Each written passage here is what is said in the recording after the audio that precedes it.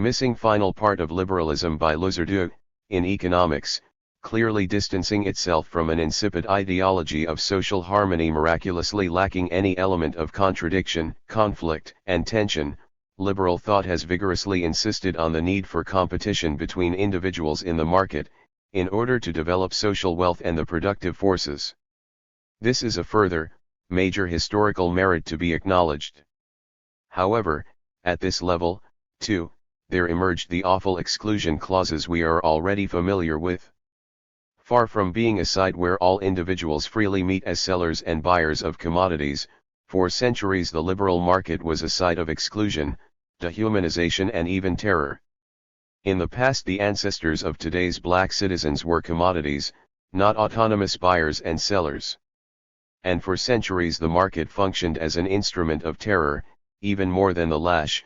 What imposed total obedience on the slave was the threat of being sold, like a commodity exchanged on the market, separately from other family members. 90 For a long time indentured white servants were also bought and sold on the market, and thus condemned to a fate not very different from that of black slaves. And in the name of the market, workers' coalitions were repressed and economic and social rights ignored and denied, with a consequent commodification of essential aspects of the human personality and human dignity, health, education, and so on. In extreme cases the superstitious cult of the market sealed huge tragedies, like the one which in 1847 saw Britain condemn an enormous mass of actual, Irish, individuals to death from starvation. Is all this a definitively concluded chapter of history? Moreover, has liberalism definitively left behind it the dialectic of emancipation and disemancipation, with the dangers of regression and restoration implicit in it? Or is this dialectic still alive and well, thanks to the malleability peculiar to this current of thought?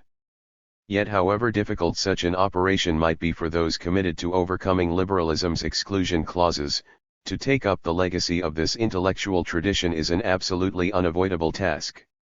On the other hand, liberalism's merits are too significant and too evident for it to be necessary to credit it with other, completely imaginary ones.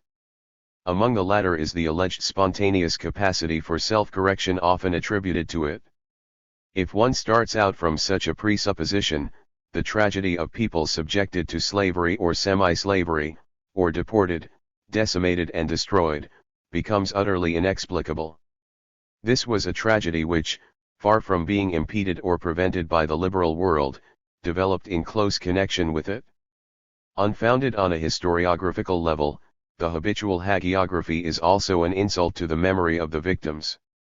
Only in opposition to the pervasive repressions and transfigurations is the book now ending presented as a counter-history. Bidding farewell to hagiography is the precondition for landing on the firm ground of history.